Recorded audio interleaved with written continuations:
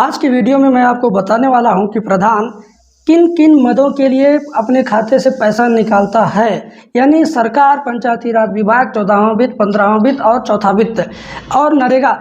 आप लोग तो जानते ही होंगे, सिर्फ नरेगा, नाली, खड़ंजा, बस इतना ही जानते होंगे। लेकिन मैं आपको सारी जानकारी देने वाला हूं कि किस किस लिए प्रधान पैसे निकालते हैं, और आपको और आपके जानने वालों को पता भी नहीं चलता है कि इसलिए भी पैसे निकाले जाते हैं। बहुत सारे ऐसे कार्य हैं जिनको करवाने के लिए प्रधान जी पैसे निकालते हैं, और जनता को कभी महसूस ही नहीं होता है कि इस काम के लिए भी, इस काम के नाम पर भी पैसे निकाले जा सकते हैं। मैं आपको लिस्ट बताता हूं, शुरू से आखिरी तक इस वीडियो को सुन लीजिएगा। बहुत छोटी सी वीडियो है, 3-4 मिनट की। हाँ, वीडियो अच्छा लगेगा तो लाइक कर देना, कमेंट करके बता देना, और ज़रूरत महसूस होगा तो सब्सक्राइब भी कर लीजिएगा। देखिए, सबसे पहला तो प्रधान 14वां वित्त के अंदर 15 चीज़ों का पैसा निकालता है। मैं अंगुली पर गिनवा देता हूं कि किन किन चीज़ों के लिए। सबसे पहला काम नाली निर्माण के लिए, नाली निर्माण यानी नया नाली बनाने के लिए।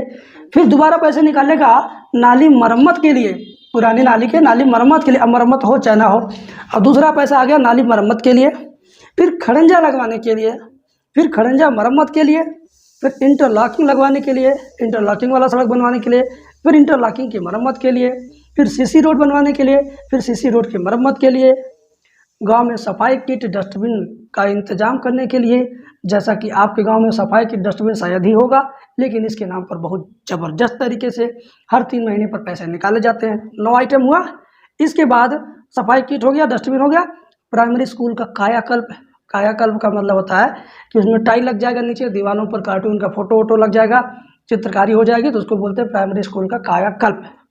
प्राइमरी स्कूल का सफाई के लिए, बाउंड्री वॉल के लिए, मिडिल स्कूल का सफाई के लिए, उसके कायाकल्प के लिए, बाउंड्री वॉल के लिए। अब देखिए, रिबोर के लिए, नलकूप मरम्मत के लिए, और गड्ढा बनवाने के लिए। गड्ढा किस लिए? जिसको बोलते हैं सोखता, नल के पास जहाँ पर नाली बनाना संभव नहीं होता है, जिस व्यक्ति के घर से नाली बनाना संभव नहीं होता है, उस व्यक्ति के नल के पास ही ये गड्ढा बनाया जाता है, और उस गड्ढे में पानी जाता रहता है, और गड्ढा उसको सोखता, पानी को सोखता है, तो इसलिए तो उसको बोलते हैं सोखता। तो उसके लिए, और इतना ही नहीं, सोलर लाइट के लिए, स्ट्रीट लाइट के लिए, और प्रशासनिक व्यय के लिए। प्रशासनिक व्यय या ऑफिशियल व्यय, प्रशासनिक व्यय मतलब कोई अधिकारी आ गए, उनके चाय पानी में खर्च हुआ, उनकी देख रेख में खर्च हुआ, या कोई फोटोग्राफी कर रहा है, फोटोग्राफी वाला कितना पैसा लेगा। किसी का हर काम का फोटोग्राफी होता है, तो फोटोग्राफी वाले को अलग से पैसा दिया जाता है उसके नाम पे। अभी मैंने उंगलियों पर गिनना शुरू किया था, एक राउंड पूरा हो गया, फिर मैं यहाँ तक पहुँचा हूँ। यानी 12 और 9, 12, 9, 21 प्रकार से पैसा निकाला जाता है केवल 14वां वित्त, पंचायती राज विभाग का 14वां वित्त, 15वां वित्त के माध्यम से 21 प्रकार का पैसा निकालते हैं। इसके अलावा भी बहुत सारी बातें हैं, मैं आपको बताने वाला हूँ। जानिए कि आपके गांव का प्रधान किन किन चीज़ों के लिए पैसे निकालता है।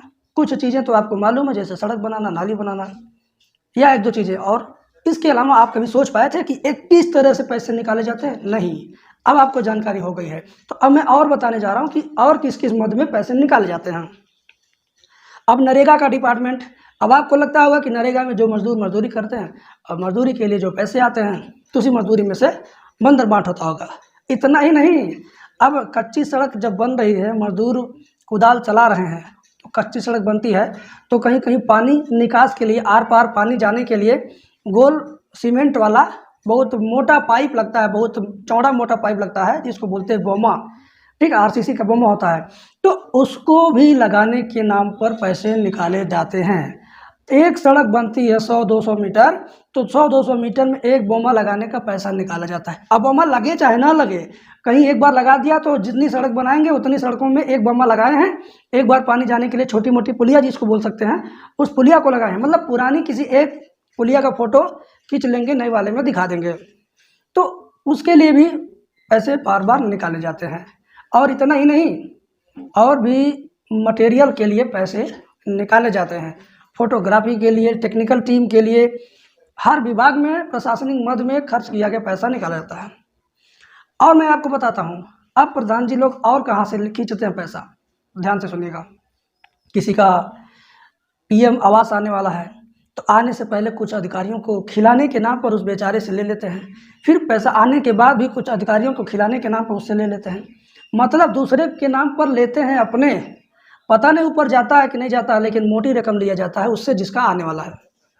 तो अगर एक पीएम आवास से इन्होंने 20,000 ले लिया, शुरुआत और आखिरी दोनों मिला के, तो गांव में टोटल अब तक 100 पीएम आवास बने होंगे कहीं न कहीं। तो 20,000 गुणे 100 कर दीजिएगा, आपको पता लग जाएगा कितना पैसा हुआ। अब बारात घर बनवाएंगे, अंत्येष्टि स्थल बनवाएंगे, सार्वजनिक शौचालय बनवाया जा रहा है गांव में कि पूरा गांव के लोग आकर के उसमें शौच करेंगे।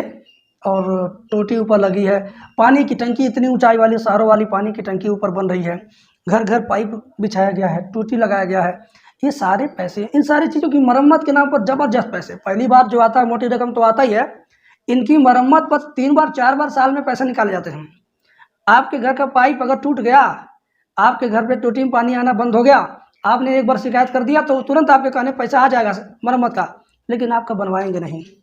फिर आप 6 महीने में कहेंगे तो फिर निकालेंगे पैसा। मतलब आप बार बार याद दिलाएंगे तो वो बार बार खुश होंगे, चलो यार इसके नाम पर एक बार फिर पैसा निकालते हैं। 5 बार कहेंगे तो एक बार बनवाएंगे, 4 बार बनवाएंगे ही नहीं। तो कुल मिला जुला करके बेईमान टाइप के प्रधान लोगों का यही होता है, कमाने का धंधा।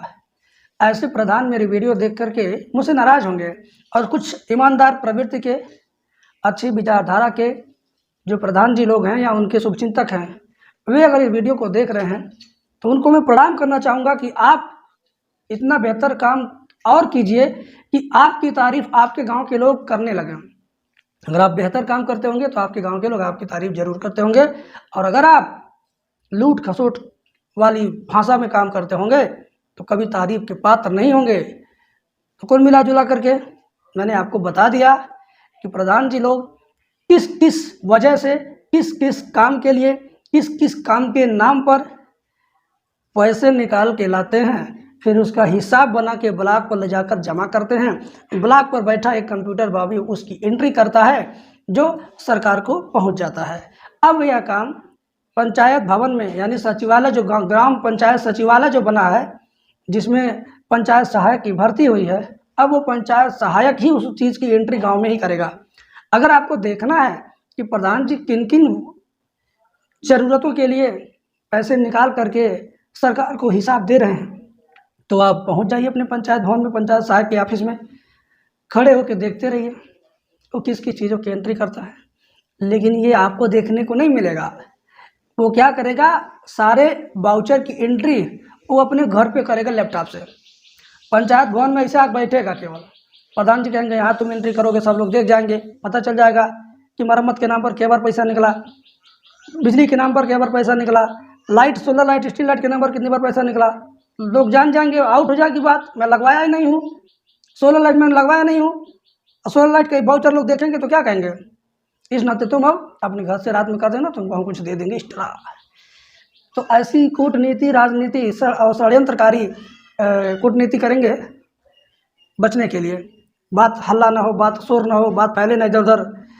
तो कुल मिला जुला करके मैंने जो आपको बताया, बहुत सारे प्रधानों का यही धंधा है, और ऐसे प्रधानों को सुधारने के लिए कोई उपाय है ही नहीं, ना सरकार के पास और ना ही जनता के पास। बस उनकी एक्टिविटी यही रहती है, इस नाते मैं आपको बता दे रहा हूँ। खैर, इस वीडियो में बहुत ज़्यादा टाइम मैंने ले लिया, माफ़ कीजिएगा। Thank you.